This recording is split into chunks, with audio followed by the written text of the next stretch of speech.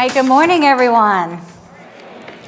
I'm so proud to be standing up here to represent all of the work, the hard work of everybody in this room, of everyone at the department. So I want to thank everyone for all of your hard work and for being here today.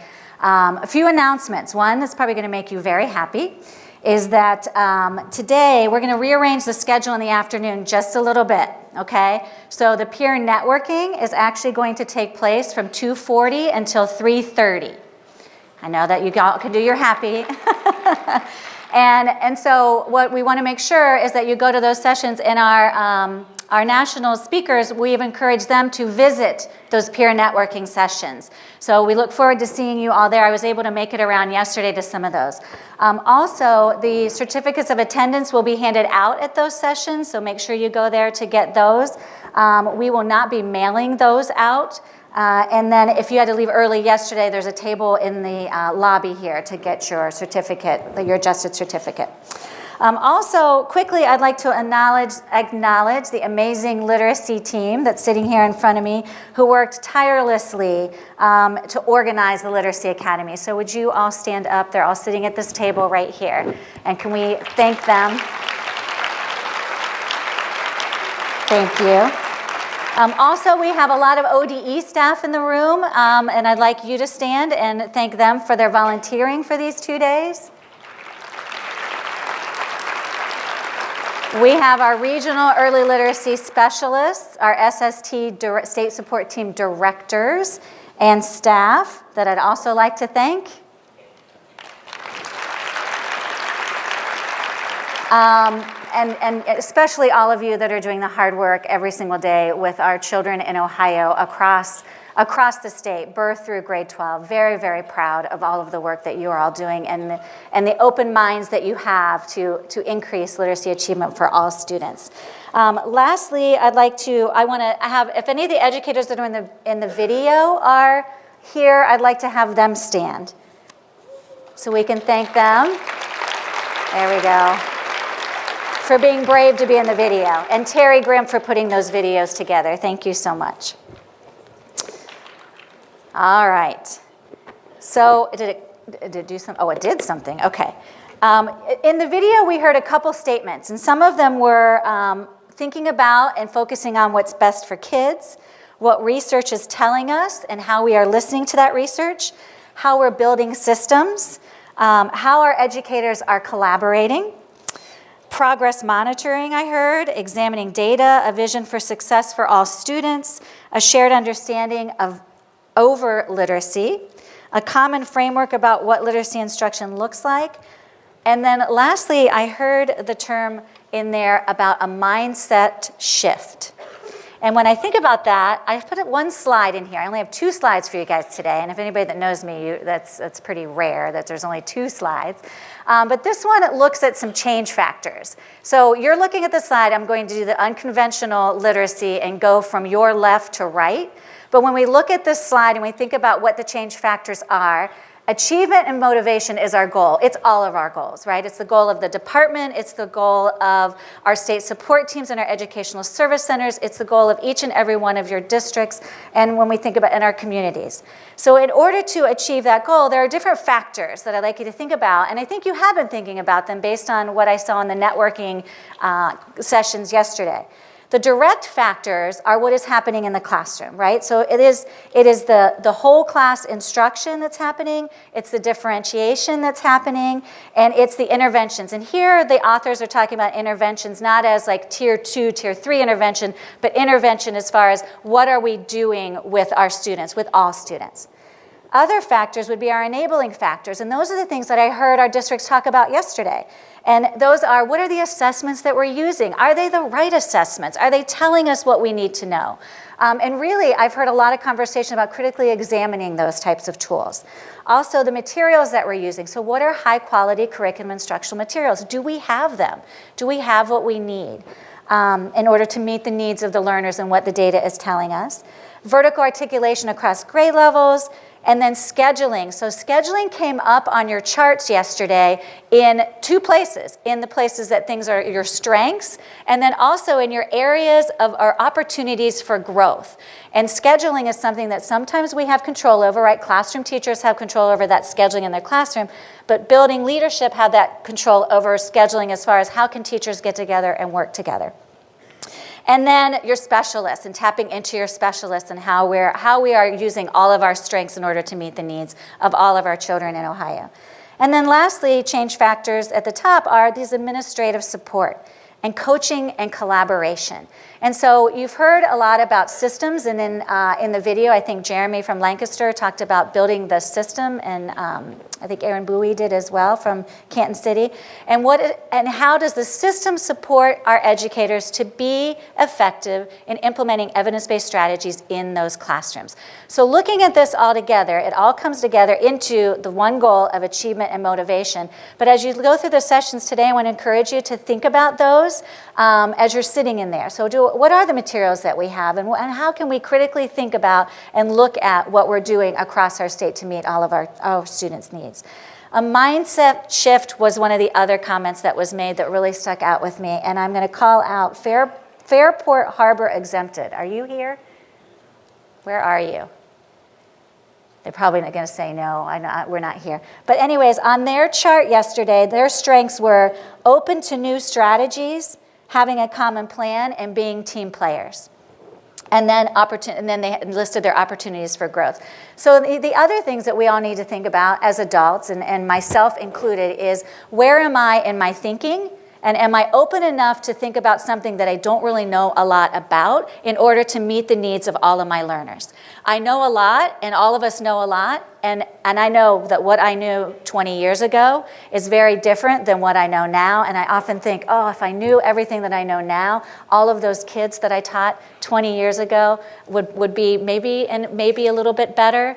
I don't know. So think about the mind shifts that you have. The other thing is yesterday you all were given, or you picked up, the state strategic plan. When you look at these strategies, I want you to focus on those 10 priority strategies. Where do you see you fit? At the department, we asked that same question. So what is our work? And yesterday, Superintendent DeMaria called out strategy 9, developing literacy skills. And I often argue that when I look at this chart, I see literacy skills in all 10 of those strategies. And when I look at all of you in the room and I listen to conversations over yesterday and the ones I'll hear today, when we think about improving literacy and developing literacy strategies, we have to have highly effective teachers and leaders, strategy 1, right? We have to have those teachers and instructional support, the high quality materials. So again, as you think about and go through today, I know you all have this placemat, and you'll take it and pin it up in your classrooms and your offices when you go back. But think about where we all fit and how we're all working together for that common goal. Also, when you look at this, the whole child is in the middle. And I have the pleasure of introducing our keynote speaker this morning, Dr. Steve Dijkstra. And he is here to talk to our group this morning about making the connection between language and literacy and social-emotional well-being, especially when working with students impacted by trauma. And Dr. Dykstra is a psychologist with over 25 years of experience working in urban setting with the most challenging and difficult mental health cases involving children. Some of you might be familiar with Dr. Dykstra from his Tell It Like It Is posts on Spell Talk. Dr. Dykstra has presented at many national literacy conferences, and I'd like you to please join me in welcoming Dr. Steven Dijkstra.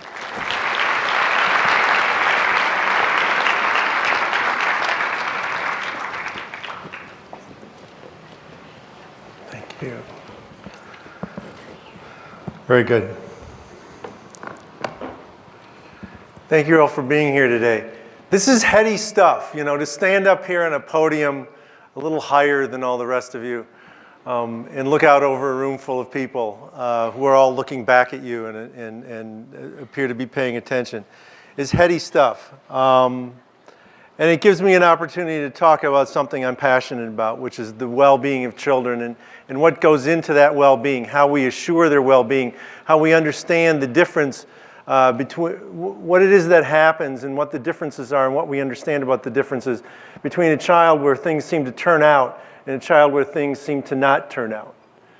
You all have children that you've worked with and known who have seemed to defy the odds, and you have other children who, no matter what you've done for them, no matter what you and others have poured into them, it's all seemed to never quite get to where you wanted to go. So what I want to talk about today is, as the title says, the developmental model of trauma, growth, and resilience, the place for language and reading. When I talk about development, I'm not talking about, sometimes when we talk about things being developmental or a developmental model, we're talking about what children should be doing at a given age. And that's true. You know, at what age do children walk? At what age do children talk? At what age should they be allowed to babysit? At what age do we start worrying about phonemic awareness? At what age should we start teaching certain literacy skills? By the way, I tend to wander while I do this. If I wander too far forward and take a tumble on the floor, somebody out here come and get me and stand me back up. When I talk about the developmental model of anything, I'm really talking about how it is that children not only grow up and get bigger, but how it is they go about the process, what it is that's happening when children go from being infants to being adults and young adults. I have the privilege right now, over the last several months, of welcoming my first 2 grandchildren into the world. You can all clap for that.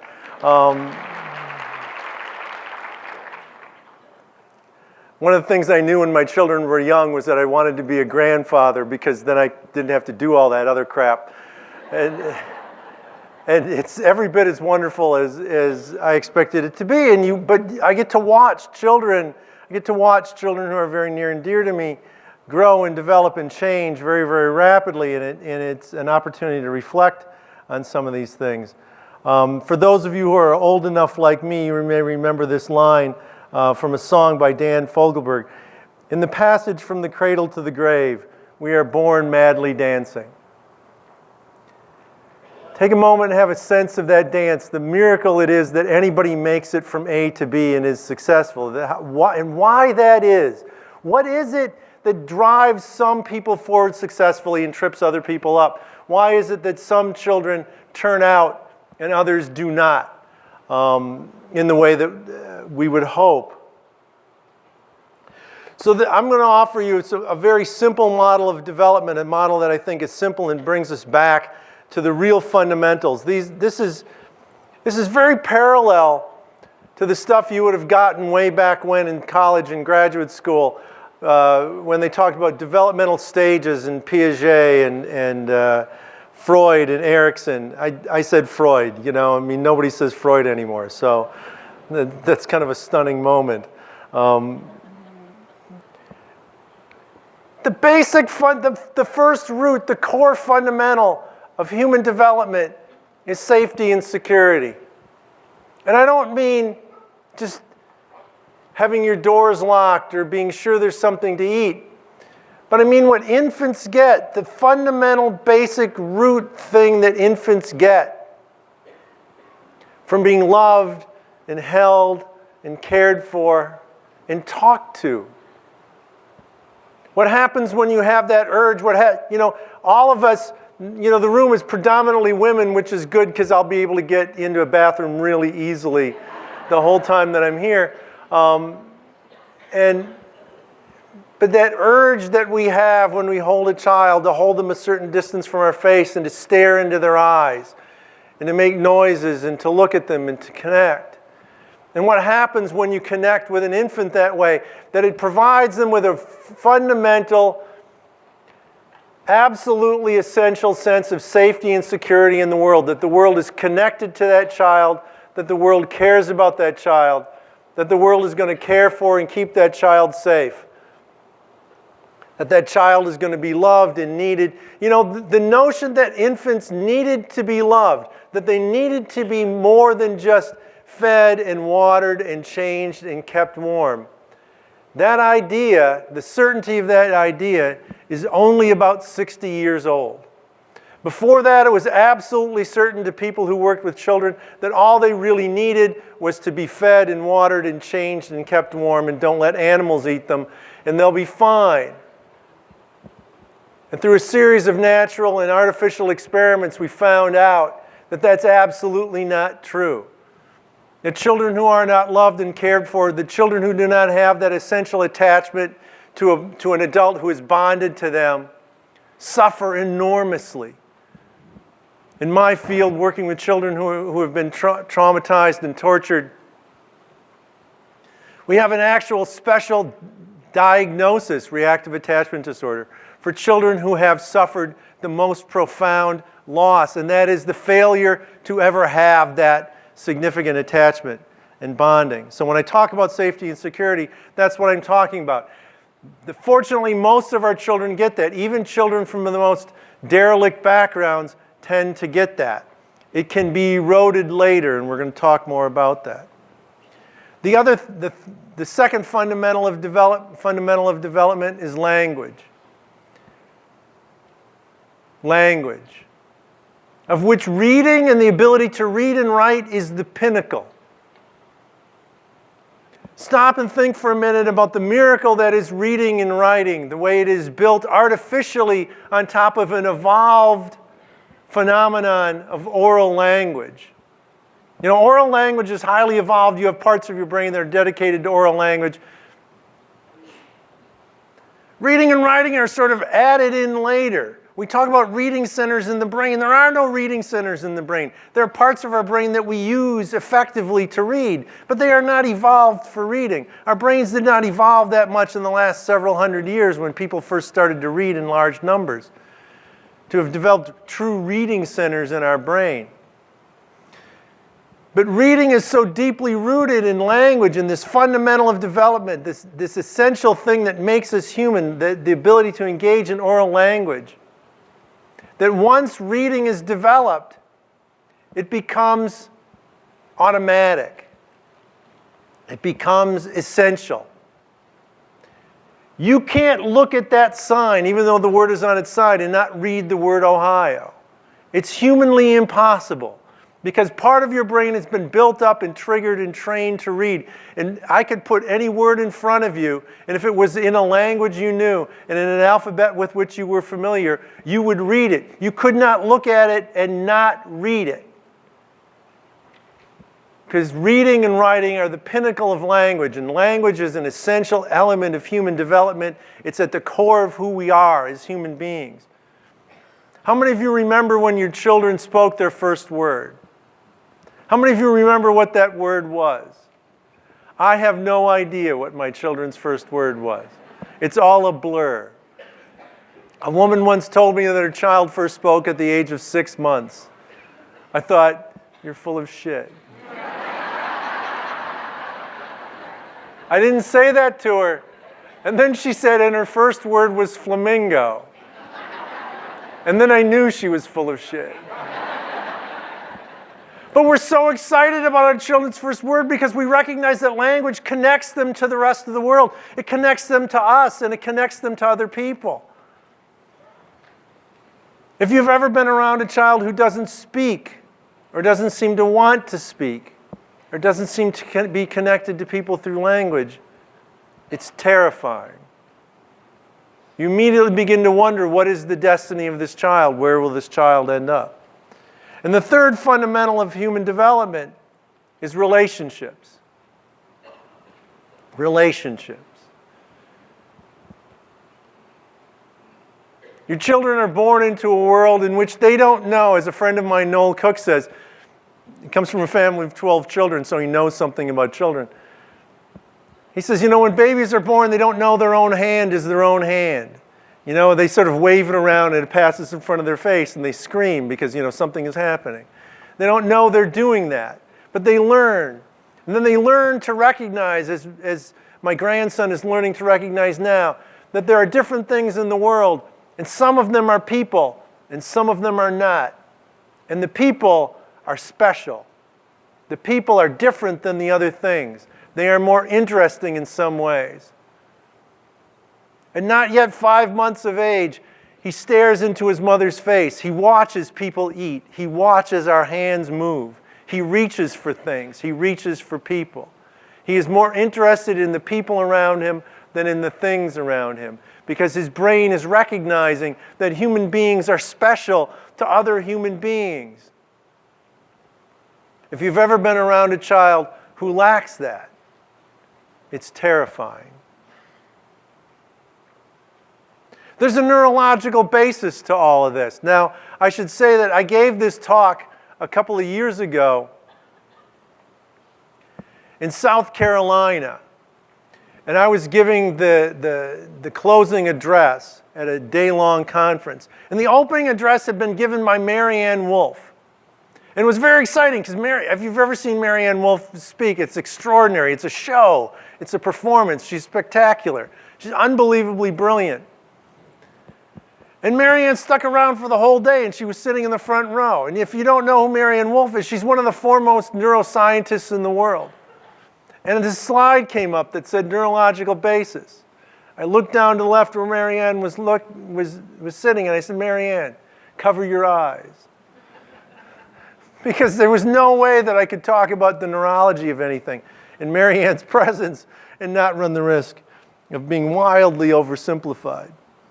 So this is going to be wildly oversimplified, but sometimes that's the best way to understand things. The neurological basis of trauma. No show of hands. You don't have to tell me. All of you have children who suffer from trauma. You know, we talk a lot more about trauma than we used to. I live around Milwaukee, Wisconsin, and work in Milwaukee County. I know trauma is important because Oprah came to Milwaukee and told us trauma was important. I knew trauma was important 25 years ago when my caseload was increasingly filled with children, and there's no other word for it, who had been tortured. Children who suffer from trauma, children who are mistreated, children who are neglected, children who are abused, children who are denied the opportunity for relationships and language, which is a trauma all its own, have smaller brains than other children. Smaller brains. Not smaller hands or smaller feet. Smaller brains. Their brains are smaller because the cells that feed and nourish the neurons in their brain that surround them with a myelin sheath to make them more connected and more efficient don't do their job as well. Their wires in their brain, if we can call them that, are not as carefully insulated. The density of connections in the brain that causes the brain to grow larger and to become more complicated are diminished. They have a smaller corpus callosum. The corpus callosum is a dense bundle of fibers that connects the right side of your brain to the left side of your brain. If you didn't have it, you would have two brains and they would barely be able to communicate with each other. There are people who are like that. They have a smaller corpus callosum, so the coordination between the left and right side of their brain and everything that that implies is diminished. We see in the brains of traumatized children what can only be described as inefficient organization. For those of you who are familiar with me on Spell Talk, I will now deliver my first metaphor. Imagine somebody who dove under a car to work on it, and instead of bringing the one tool with them they confidently knew was correct, they brought a whole bag of tools and they had 3 in each hand, desperately trying to see what they should use to tackle the problem at hand. That's what the brains of traumatized children look like as they go through life, as they try to read, as they try to manage relationships, as they try to solve problems, as they try to manage their own emotions. Instead of seeing them use 1 or 2 or a limited number of neurological tools very efficiently and very confidently, they seem to try to use their whole brain equally, inefficiently, in a disorganized fashion compared to other children their same age. And we see in traumatized children an overuse, an over-reliance, an overemphasis on the right hemisphere of the brain. I should caution you. I should caution you that common simplifications of the brain into right and left hemisphere, that the right brain is emotional and creative, and the left brain is sort of boring and rigid and analytical, are wildly overstated. But if we look at the brains of most people, most of the activity at any given moment is going on the left side of your brain, even if you're left-handed. It's going on the left side of your brain, even if you're, no matter what, most of the time. And we see in the brains of traumatized children, we see a shift over to where there's more activity on the right side of the brain that has a smaller role in language. The right side of the brain that seems to be more instinctive and somewhat less rational, although those are generalizations. This is something we see in traumatized brains.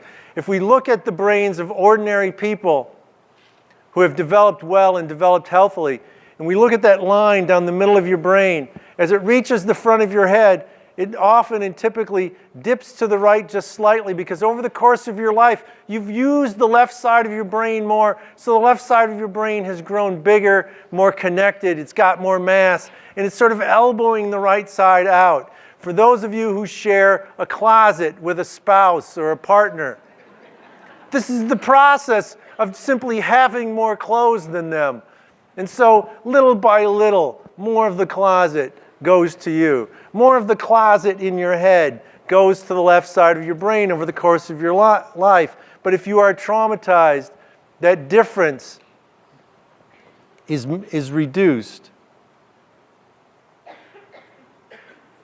And we see an underuse. We see a relative underuse of the frontal lobes. The frontal lobes are what make us people. Everybody in this room has a forehead because when you were developing in utero, the frontal lobe of your brain was growing so fast and so dramatically, it pushed the developing bones of your skull forward, creating this flat forward forehead that no other animal has. You may remember when babies are born, they have that soft spot on the top of their head. They have that. The reason for that is that the plates of the skull are trying to grow together, and the brain of that infant is growing so fast that while the bones are trying to grow together, the brain is pushing them apart, and the baby is actually born before the plates of the skull have a chance to catch up to each other. The front of your brain grows so fast in utero that it slams into the bone at the front of your skull and has to turn around and start growing back underneath itself. The most forward part of your brain is actually tucked in underneath, sort of above and behind your eyes. It's called the prefrontal lobe. If you had no bone on the front of your head, it wouldn't have to tuck underneath, and it would grow straight out like the bill of a baseball cap, and we would all look completely ridiculous. Children who have been traumatized do not show the same levels of activity in the frontal lobes of their brain that we would like to see. The frontal lobes that give us the ability to foresee the future, to hypothesize, to work out problems without actually having to experience them, to learn from what we see around us just by supposing it in our head. Executive function rests in the frontal lobe.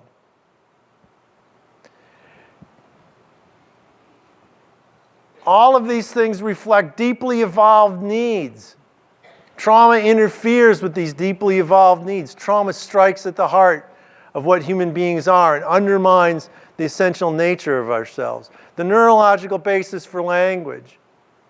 It helps organize the brain. Remember, we said trauma disorganizes the brain. Language organizes the brain. Learning to read in particular organizes the brain. We see the brain work more efficiently, not just at language, but at other things. It promotes a left hemisphere bias. Bias in this case is a good thing. We think of bias as a negative thing. It takes on negative connotations. It promotes a left hemisphere bias. People who have strong language skills, people who have learned to read and write, will tend to reach for tools in the left side of their brain to solve problems and address their own needs before they reach for tools in the right side. It's not that they don't use the right side of their brain, but the left side of their brain takes a healthy, appropriate primacy in modern society over some of what goes on the right side. It enlarges the corpus callosum. You know, we are taught sometimes that the brain is what it is, that it cannot heal itself, that it grows no new cells. There is evidence that the brain does grow new neurons, that it can heal itself. But beyond that, the mass of the brain owes a great deal to the volume of connections that go on between nerve cells, which are changing on a daily basis. You pruned connections back when you slept last night. You're making connections now. You'll prune some back again tonight. And all of that affects the size and the organization of the brain. It promotes and builds frontal lobe activity. People who read, people who use language, people who use language well, people who read and write, show more frontal lobe activity than people who don't. And it generates efficiency. Reading and language are the hardest thing your brain does. Marianne Wolf, and if she was here, she would show you, has this spectacular slide. You know, you've all seen the pictures of brains, the fMRI images of the 3 or 4 little centers in your brain that are responsible for reading. The reality is when you're reading, your whole brain is practically on fire. Those 3 or 4 spots are the hot spots. They're the spots that differentiate skilled reading brains from less skilled reading brains. They're the spots that hold the key for us to understand why some children, why some brains struggle to read more than others. But your whole brain works its ass off when you're reading. And to promote efficiency allows you to read more strategically, more effectively, and to do everything else more efficiently. I sometimes refer to this, you know, and you've all seen this. You've all seen the reading equivalent of this. Imagine 2 people who are swimming side by side in a lap pool, and they're swimming the exact same speed. But one of them is splashing wildly, and their arms are spinning like a wild man just to keep up. The other person is moving along. I can't swim that way, but they're moving along very, very gracefully, sort of sliding through the water. And the 2 of them, if you put a clock on them, are moving at the same speed. Yet it doesn't surprise you when they reach the end of the pool that one of them grabs the end of the pool gasping, and the other one does a beautiful flip turn and heads for the other end. You all see the reading equivalent of that all the time. Kids who can keep up for a while. Kids who are doing what they're doing only through sheer force of will and tenacity, who then become exhausted, whose stamina runs out. The development of language and deep reading skill builds this efficiency in the brain so that they can keep it up, so that it is not so taxing that they cannot continue. And language reflects a deeply evolved need. The brain thirsts for language. It thirsts for language. It does things in response to language that it doesn't do at other times. Dennis Molfease, who's retired professor emeritus now at the University of Nebraska, has shown differences in the way the brains of infants just a few days old respond to certain aspects of language. And he can identify the most likely dyslexic children at only a few days of age. The neurological basis of relationships. It increases brain connectivity. People who have deep and rich and meaningful relationships, who have sustaining relationships in their lives, children who have sustaining relationships in their lives, show more connectivity through the most important parts of their brain. It promotes language. If you don't have relationships, who's going to talk to you? Who are you going to talk with? What are you going to talk about? Language and relationships go hand in hand. Relationships soothe the brain. Everybody in this room has had the experience of sitting with a frustrated, challenged, emotionally disorganized, overwhelmed child, and through sheer force of relationship, through the gentleness of human presence, have helped that child to calm down, to regain themselves, to feel more focused, to feel more secure, to get back to that sense of safety and security that depends on human relationship. Our complex social drive is likely the cause of our huge brains. We have enormous brains. For the size of persons we are, our heads are freakishly large. My head in particular is bizarrely large. I wear a size 8 hat. You can marvel at that for a moment. Buying hats is very difficult for me. But it is the cause of our huge brains. It is the reason we have this enormous chunk of brain out on the front of our heads. And it goes to what's called the default network. It appears now, based on lots and lots of science, that when any part of your brain that's doing nothing specific right now is probably devoting itself to understanding, comprehending, preparing for, planning for, and learning from the social relationships that are going on around you. It's what your brain is doing when it appears to be doing nothing. And managing that is what goes on when you dream at night. It's the main function of neurological pruning that goes on at night to get better at those social relationships. It's also closely linked to safety and survival. Those of us who bonded together, who had relationships with each other, were more likely to survive. We're evolved as social beings. We are connected to each other. We are driven to each other. We are particularly attracted to children and infants. If I flashed a picture of one of my grandchildren up here right now, you'd all be, oh. And we could actually see a neurological thing happen in your brain that happens when people look at babies. Because the drive to connect, to protect, to be connected is so powerful and so evolved. And it reflects a deeply evolved need. Our need to be connected to each other, to have these relationships.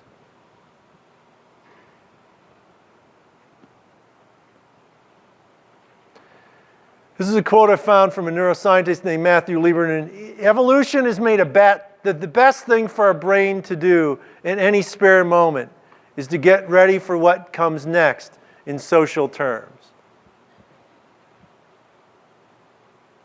That's how critically important our social relationships are. And those relationships are mediated by language.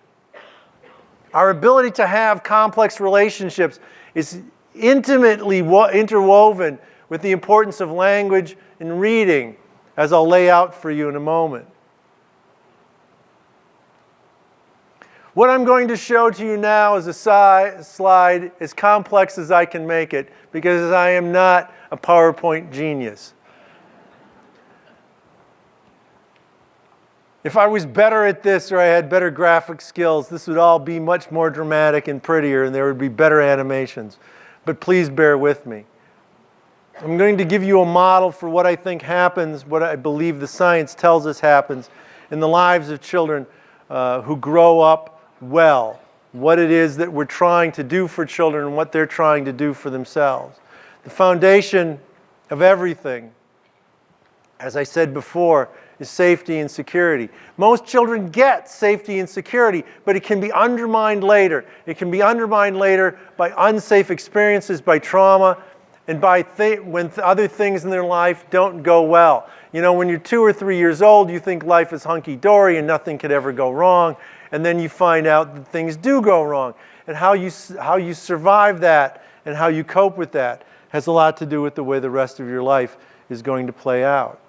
So the base, the foundation, the bedrock of this developmental experience is safety and security. Up one side, and then up the other side, we have pillars that are built on this fundamental basis of safety and security. And they are relationships and language.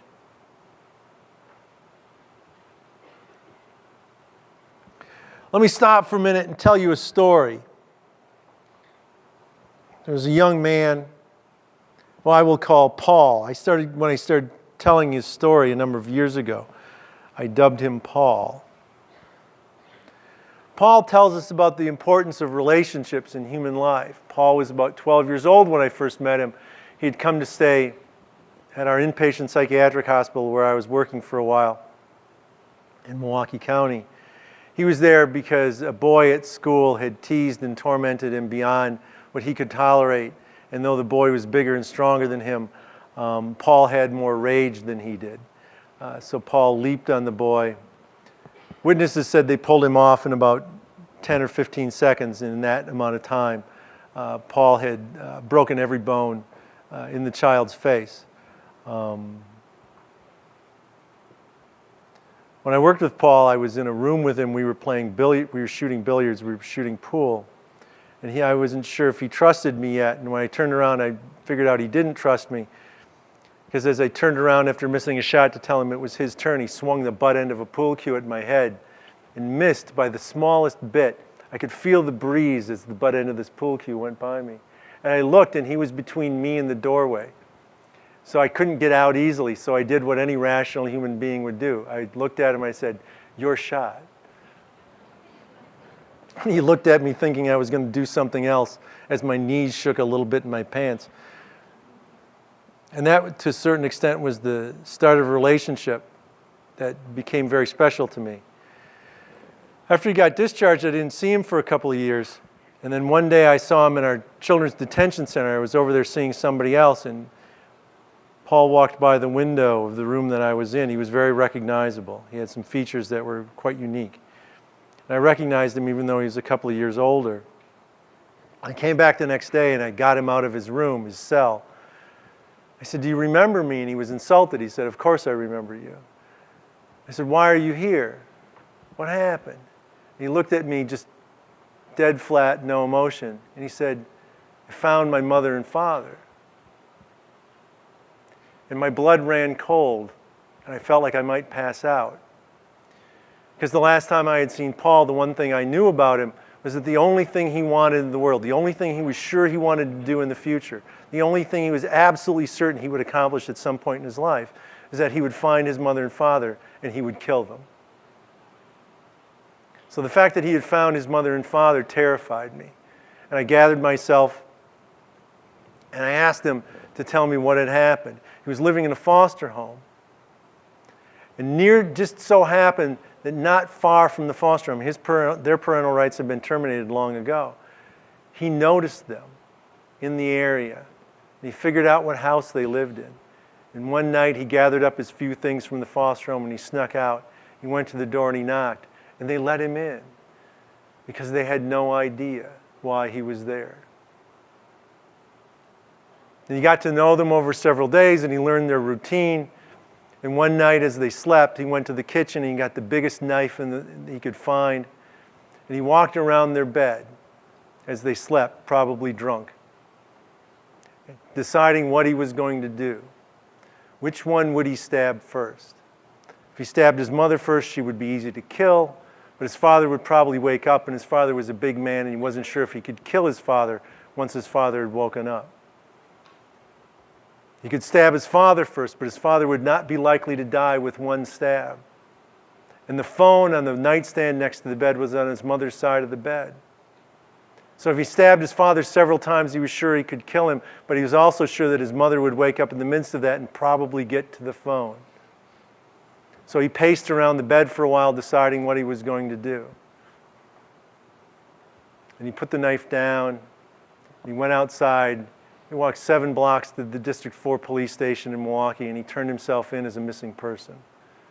That's why he was in detention. He had missed a court date. That's the only reason. So there was a warrant for him. It was the only reason he was in detention. He hadn't killed anyone. And the blood went back to my head, and I said to him, I said, "Paul, the only thing you ever wanted to do was kill them. You had your chance. Why didn't you do it?" Which was a stupid thing to say because I was afraid he was going to say, "Good point," you know. And he looked and he said, he held up his hands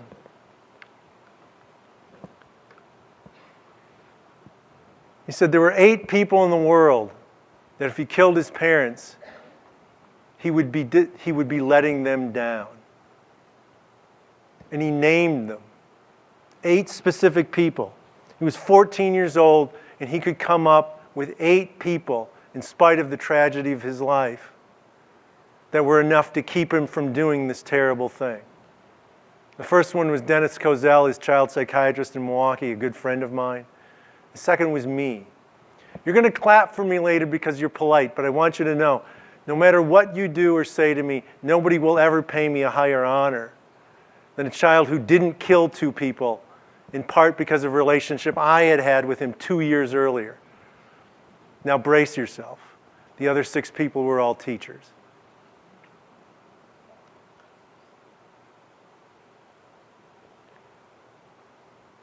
You save lives.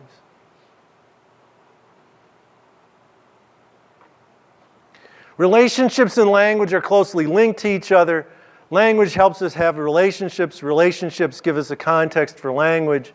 They are inextricably linked. But relationships are also linked to safety and security. Once you are bigger, too big for your mother to carry around, too big for somebody to put in a sling or in a carrier, as your life becomes increasingly complicated, it is the relationships you have with people which continue to assure you over time that the safety and security you imagine for yourself is real. And if your safety and security is undermined for some reason, it is the relationships you will turn to bandage that, to heal that, to help that sense of safety be restored and recover. And it will go on through language. Words, spoken and unspoken. Words that you remember. Words that people have told you. Things you have known. Will help to restore your sense of safety and security because it will be threatened at some point in your life. And relationships and language feed into this great middle. The reason I lay this out this way is to present this as a kind of a vessel which can hold things. If you have relationships, if you have language, if you have a fundamental sense of safety and security in the world that's good enough, you now have the opportunity to accumulate other things which allow you to grow and develop and become the person you're going to become. You can accumulate hopes. You can accumulate dreams. You can accumulate interests, experiences, talents, knowledge, everything you can use to build a life. The fundamental goal of children through most of their school-age years, particularly in the early school-age years, is to accumulate these things. Is to accumulate the pieces. When I was a child, some of you may be old enough to remember this, before the age of modern toys, when I was a child, I received one Christmas, one of the great toys in human history. I received a tube of Tinker Toys. They came in a cardboard tube with a tin cap that's sort of threaded on. And every tube of Tinker Toys had the same picture on the front of this really cool windmill. And I got this, she's nodding, she remembers. I got this set of Tinker Toys, and I opened it up, and me being me, I decided immediately, I'm going to make the windmill. This is it. I've got a picture, I've got parts, I'm going to make a windmill. And I remember the thought, I really do truly remember the moment that I realized that the set of Tinker Toys I had didn't have the parts to make that windmill. Imagine the experience of children who reach a point in their life trying to put together their own life like I tried to put together a windmill and realize they don't have the parts.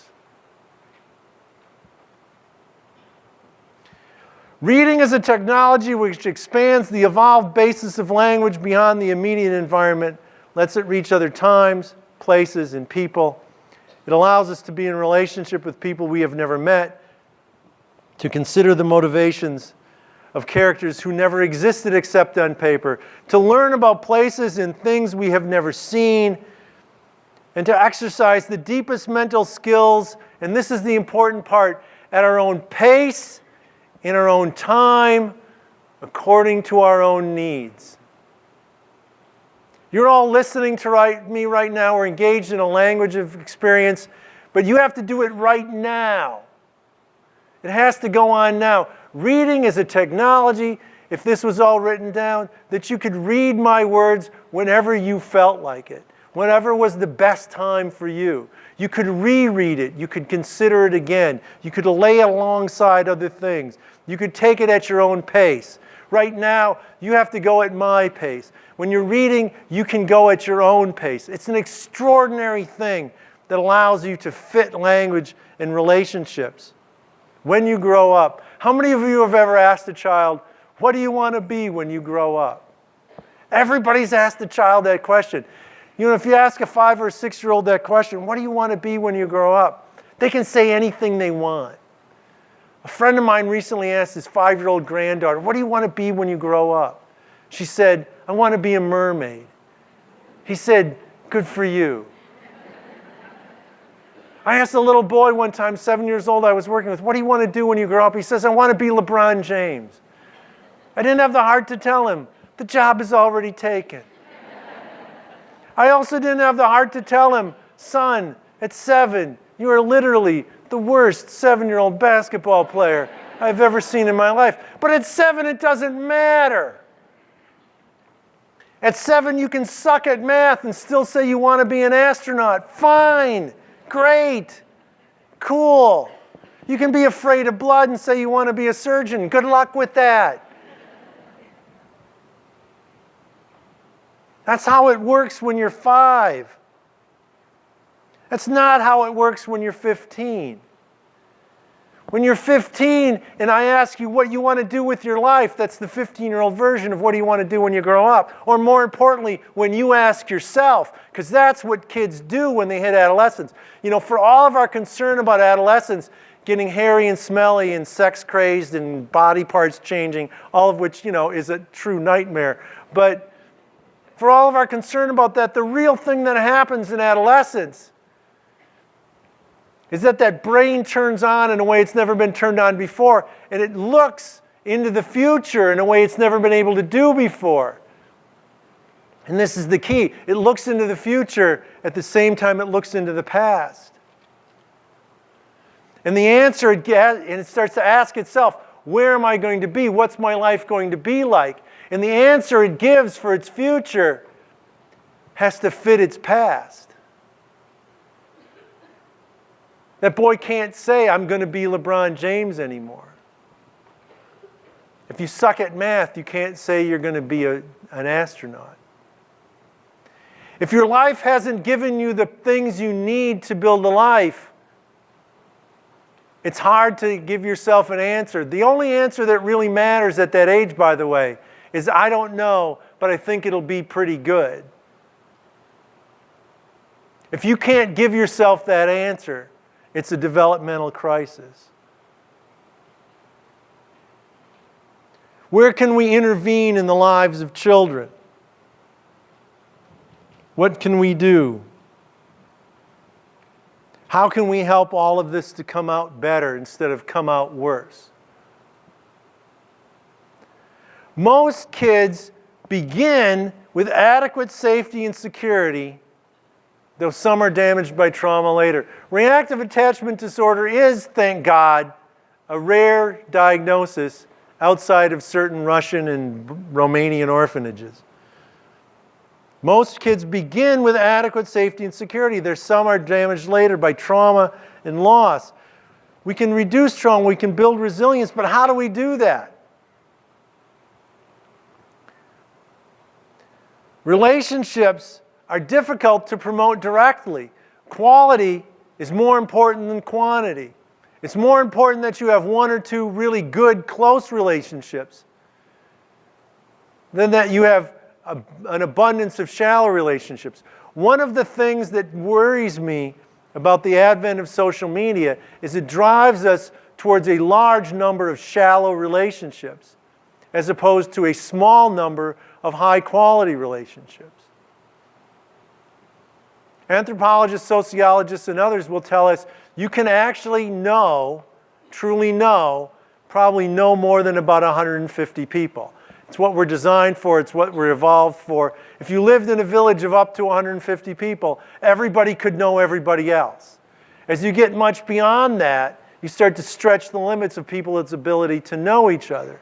So we have to identify through other means. How many of our kids have Facebook friends that number in the hundreds, maybe even in the thousands? Not Facebook, because Facebook is nothing. I know I'm an old man, so I do Facebook. But, you know, Instagram followers or whatever the hell they're doing now. I'm almost 50 years old and I'm starting to say this kind of crap. Whatever the hell the kids are doing now. I don't know. It's rock and roll. What is it? I don't know. I've become a curmudgeon. But quality is more important than quantity.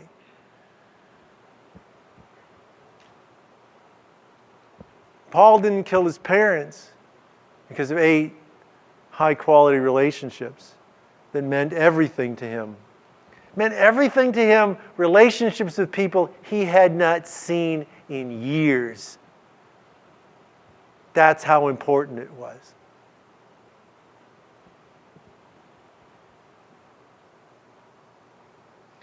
But language, safety and security once robbed is hard to restore. Relationships develop slowly over time in ways that are difficult to force. But language can be directly influenced. Language with indirect benefits to relationship and resilience can be built systematically, deliberately. We can expose children to words. We can teach them to read. How many of you have ever tried to teach a child to have friends? You think teaching somebody how to read is hard. Try to teach that stuff sometime. Holy crap, that's impossible. But language we can directly influence. Reading and writing can be taught. Well, reading can be taught. Writing, you know, people mostly talk about how to teach kids to read, because if you think teaching kids to read is hard, try teaching kids how to write. My God. I have all these people who work for me, really smart people who speak really well. Then they write. And it's like gibberish. You know, and I'm like, what happened? And then I realize, I don't know what makes good writing. I don't know how to teach anybody to write. But language can be directly influenced. And we have a vast infrastructure for teaching language already in place. It's called schools. And a social infrastructure called friends and family. The other thing we have to do is offer wonder, magic, and success. If I win, I'm going to buy a Powerball ticket tomorrow. If I win, one of the things I plan to do is to go to some small number of elementary schools. This is true. I'm not going to win, so you know I don't have to do it. But I would take $100 million and go to some small elementary schools in the Milwaukee area that serve very impoverished kids and say, here's what I want to do. I want all your kids to go on a field trip every week. I want kids to have wonder and magic and see what's amazing about the world. I want to take a busload of kids to Yellowstone and watch water spit out of the ground. I want to see the awe on their faces. They would sit in a bus and watch bison block the road so we couldn't go where we wanted to go. I live in Milwaukee, Wisconsin, on the shores of Lake Michigan. I know children in Milwaukee who have never seen the lake. That just blew my hair back. I was talking about going to the lake, and the kid said, what lake? And I said, Lake Michigan. He said, where's that? It's like 1.5 miles. The 6th largest body of fresh water on the planet. The kid didn't know it was there. In the intervention model of development, language becomes the foundation of everything. Language feeds an ongoing sense of safety and security. Language is the foundation because language and reading and writing are part of language, are where we can intervene. It's where we have a chance to put wonder and magic and success. It's where we give kids a chance to build the experiences that they collect unto themselves, that give them half a chance of putting a life together later on. So that when they reach 13, 14, 15 years old, they look into their future and they look back at their past and they say, what kind of a life am I going to have? What kind of a life am I going to build for myself? They have a reasonable confidence that it'll be halfway decent.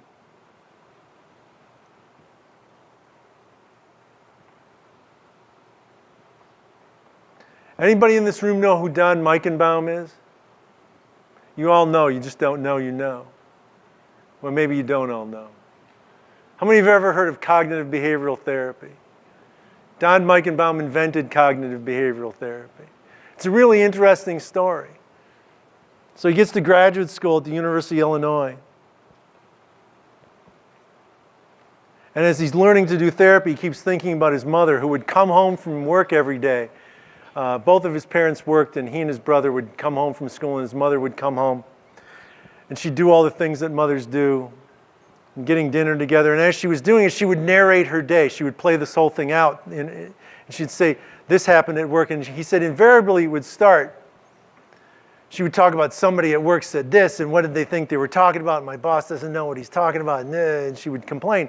And then later, as her narration changed, she would start to say, well, you know, they were probably having a bad day too, and I should really be more understanding. And he could watch her, in a sense, do this kind of therapy of cognition with herself. And this was the origins of it. A few years ago, I was at a conference with Don. Don has since become a friend of mine. I was at a conference with Don,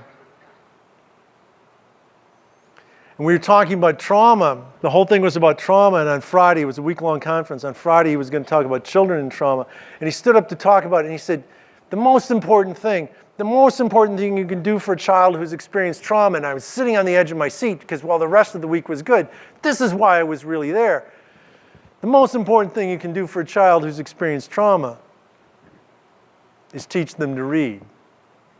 The guy who invented cognitive behavioral therapy, the most effective way of treating trauma, said the most important thing you can do for children who have been traumatized is teach them to read. And Don didn't know that I was so passionate and so involved in this whole reading thing. This is really a warped little hobby for me. I know all of you do it for a living. This is just this weird hobby that I can't sort of get away from. He didn't know, and I sort of just shuddered. And he looked at me like, because he thought maybe I disagreed. He didn't know how much I was blown away by what he had said. He looked at me and he said, think about it. Think about it. If your life has gone badly, if you've been traumatized, if you've been neglected, if your sense of safety and security in the world isn't what it should be, if you lack the relationships we want children to have, and then you arrive in school, and you don't learn to read, you're screwed. Because everything else went wrong, and now this next thing, this next utterly essential thing also lets you down. But think about it the other way.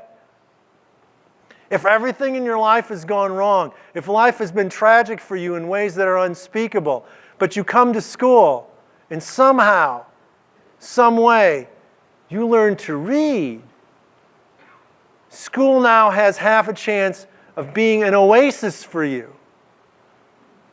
A place where you survive the rest of your life. Your classrooms every year have children in them who cling to school as an oasis against the storms of the rest of their life. And if they can read, they cling more tightly. If they can read, the oasis is more real.